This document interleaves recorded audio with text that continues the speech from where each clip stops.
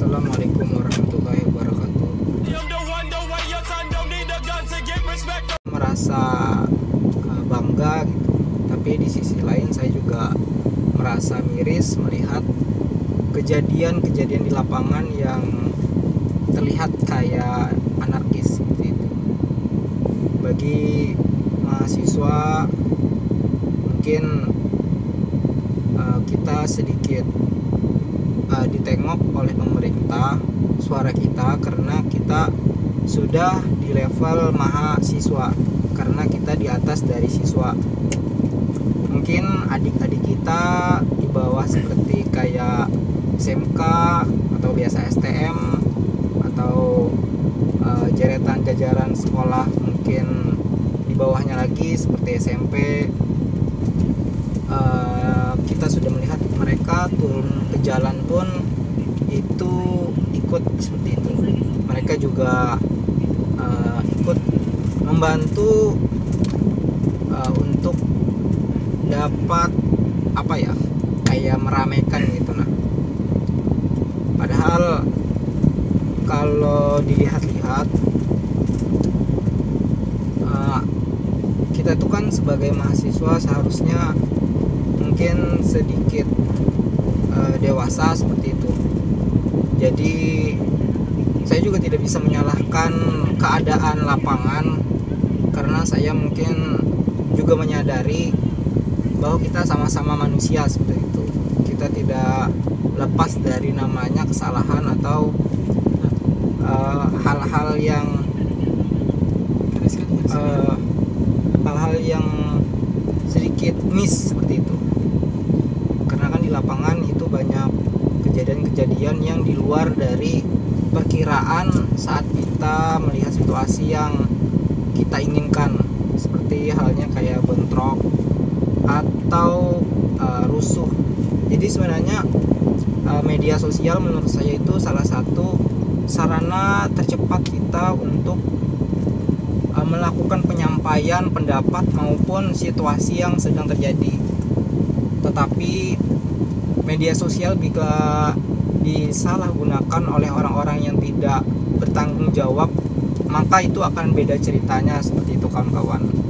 Jadi saya di sini bukan ingin menggurui, karena kawan-kawan mungkin lebih pintar dari saya, dan saya anggap kita semua sama-sama dewasa seperti itu. Jadi kita mungkin hanya lebih ingin menyalahkan atau ingin mengatakan bahwa kita benar, mereka salah seperti itu. Jadi makanya kenapa manusia itu seperti terlihat egois gitu. Jadi bukannya apa-apa, soalnya mungkin kawan-kawan juga melihat di media sosial, karena aplikasi TikTok itu adalah media yang sangat cepat kalau menyebarkan berita atau informasi yang bahkan hitungan per detik. Jadi kan biasanya kalau di TV itu kan biasanya agak lama gitulah penyampaiannya, atau bahasanya tuh sampai terekspos ke media sosial atau ke media masanya. Jadi kan beda dari media TV atau media yang kita pakai sering buat itu sebagai hiburan dan lain-lain, itu sangat cepat. Jadi informasi yang tidak sesuai pun itu bisa kayak terekspos dengan sangat cepat. Bahkan saya melihat beberapa konten-konten yang ada di TikTok pun itu mereka meminta maaf secara langsung, karena saat mereka melakukan kayak aspirasi lah, atau bahasanya pendapat mereka lalu dituangkan ke TikTok, itu tanpa ada fakta-fakta yang sebenarnya di lapangan atau fakta yang nyata. Jadi mereka itu langsung aja gitu diuploadnya ke TikTok. Jadi nggak tahu itu benar atau salah, atau itu informasi sudah tepat atau belum. Jadi mereka langsung upload saja. Jadi saat mereka itu merasa ini salah, karena mereka sadar mungkin ada informasi yang faktanya, jadi mereka langsung meminta maaf ke penonton yang mereka sudah upload gitu nah, anggapan ke viewers gitu nah. Jadi kan viewers itu cuman menangkap gitu nah, bahwa oh ini informasi yang disampaikan. Jadi sebenarnya penonton tuh juga ada yang tidak bisa menyaring informasi gitu nah. Jadi langsung serap karena mereka berpikir bahwa oh mungkin informasinya sudah benar. Jadi mereka langsung bertindak untuk menindak dari tindakan yang harusnya dilakukan, seperti yang kita lakukan kemarin. Jadi kan ada beberapa hal yang mungkin bisa dibilang itu kayak hoax gitu nah. Dan berita sekarang pun sudah diberitakan bahwa ada salah seorang wanita yang sudah ditangkap karena telah melakukan pemberitaan yang bisa dibilang hoax seperti itu. Karena di dalam pasal-pasalnya itu ada beberapa hal-hal yang tidak sesuai atau tepat yang diuploadnya, karena itu tidak relevan dengan kenyataan seperti itu. Jadi pihak kepolisian pun menangkap dan menindaklanjuti sesuai dengan peraturan perundang-undangan yang dilakukan oleh seorang wanita itu yang mengupload. Jadi karena negara kita ini adalah negara hukum seperti itu. Jadi kalau negara hukum kita hanya menjalankan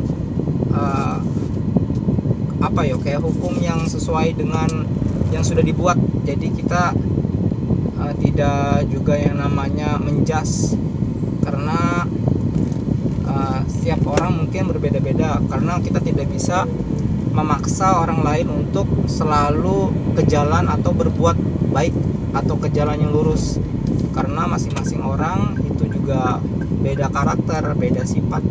Jadi kita sebagai manusia mungkin hanya toleransi itulah. Jadi kebanyakan para penonton kita pun bisa salah tanggap dalam menyerap informasi yang ada di tengah-tengah kondisi sekarang. Karena kita ketahui kondisi sekarang ini berada dalam kondisi yang mengkhawatirkan, karena yang utama itu adalah tentang wabah COVID-19 yang sampai sekarang kita masih belum ada penyelesaiannya atau belum ada vaksin yang bisa melindungi kita dari virus ini. Sedangkan kemarin banyak beredar video-video yang memperlihatkan bahwa hal-hal yang dilakukan di lapangan itu sebenarnya membahayakan orang-orang kita, atau bahasanya masyarakat kita di Indonesia. Karena kita harus sedikit belajar dari permasalahan yang ada di Amerika Serikat. Karena beberapa bulan yang lalu kita sudah melihat di sana aksi dari masyarakat atau warganya di sana itu tergolong sangat-sangat tidak bagus atau brutal lah. Kita lihat mereka di sana yang awalnya mereka menganggap bahwa ketidakadilan yang ada di situ terhadap kepolisian mereka yang ada di Amerika, lalu mereka menyuarakannya. Akan tetapi kan di lapangan itu akan sedikit berbeda. Jika kita lihat mereka ada yang namanya kayak menjarah. Jadi toko-toko yang di sana tuh dijarah mereka. Jadi apapun diambil dan